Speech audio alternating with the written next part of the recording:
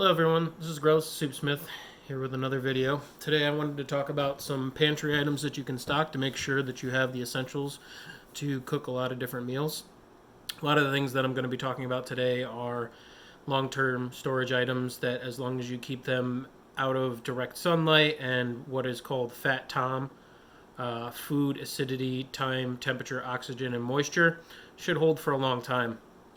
Some people follow the dates on cans. It's up to everybody. I know personally I've eaten canned goods that were upwards of a decade old and I'm still here. So some of the items that I think that you should be stocking in your pantry are oil, a neutral oil like vegetable or canola. That way you can use it for baking, you can use it for cooking. And these are just suggestions. You're more than welcome to stock whatever you like. Another great item to have on hand, obviously, sugar. So this is brown sugar. There's two different types of sugar in here at the moment. There's a light brown sugar and a dark brown sugar. That's why there's a color difference.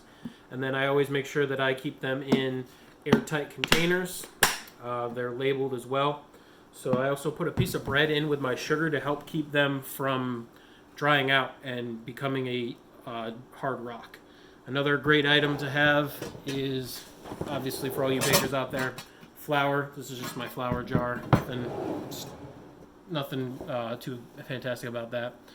Then some other items that you're going to want to stock: baking soda, usable for many cleaning applications as well as cooking and baking applications. Baking powder, and you've got rice, whatever kind you like. I've got just some basmati in here. These containers I bought on Amazon. It was like a 6-pack for like 20 or 30 bucks. Came with a little marker and the stickers and everything. So goes great with rice is beans. And then pasta, whatever kind you like. Make sure you're not just buying something because it's cheap, but because you'll eat it. Canned meats are another great item. I always be sure to label my items so that you can see when you got them and what it is if something should happen to them.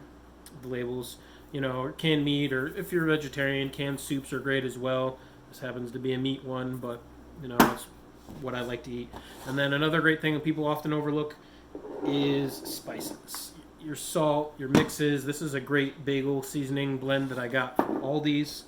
Black pepper. I'll go into another video about different spices. I went into another video about spices and how to use them.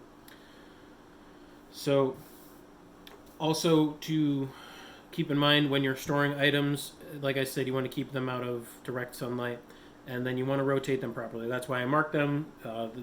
In the food industry, what we call is FIFO, and many other industries, first in, first out. So when they're all labeled, you want to make sure that you're using the oldest product first, and the newer product is rotated through, so that way you can make sure that you're eating as you go, and you don't have an item that you've forgotten about and ends up going bad on you. Next up, I'm going to go through a very simple recipe. It's called an Indian or Cherokee, depending on who you talk about, to fry bread. They're also called Indian tacos sometimes. It's a very simple recipe. It's just going to be 1 cup of flour, a half cup of warm water, 2 teaspoons of baking powder, and then my recipe, I like to add in some spices, so I'm going to put in a teaspoon of salt, a teaspoon of cayenne, chili powder, whatever you have, and a teaspoon of cinnamon. It gives it a very nice, sweet, and savory flavor. First thing we want to do is preheat our oil. We've got about 1 inch of oil in here to a medium-high heat. Next up, we are going to take 1 cup relatively level flour, and then we are going to go with 2 teaspoons of baking powder. Make sure you use the edge to level it off for you. As this is baking, you want to be fairly accurate. It doesn't need to be completely, but get a good measurement for it. Half teaspoon each of salt, cinnamon, and chili powder.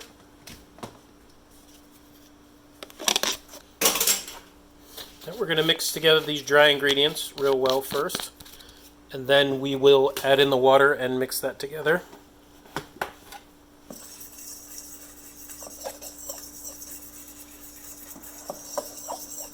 Just making sure you have even distribution before you add in the wet, because sometimes that'll start to clump up and it's harder to get it mixed in. So then we add in the water.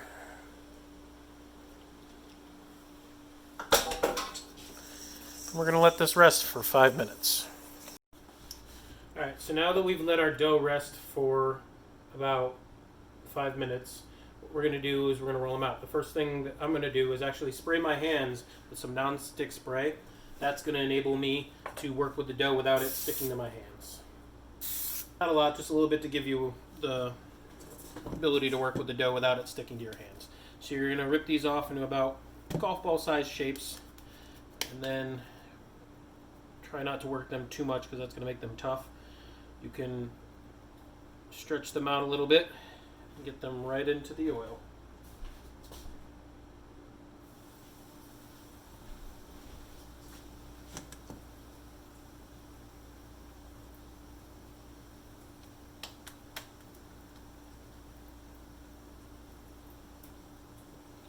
If you don't have enough room in your pan, like I'm doing right now, you can just place them back in the bowl for a moment till you have the room.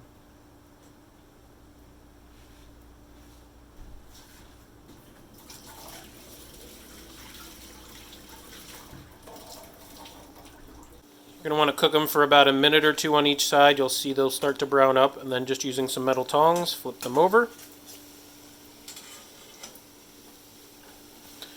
Cook them for another minute or so on the other side. When your tacos are just about done, you can line a china plate with some paper towels and let them drip for a second before you transfer them to the plate. And repeat as necessary for as many of the tacos as you made. You can make them flatter, skinnier, whatever you want. I prefer them a little bit puffier. They're also called puffy tacos. But if you make them puffier, you're going to have to cook them. I hope you enjoyed my recipe today, and remember, as always, like what you cook and cook what you like.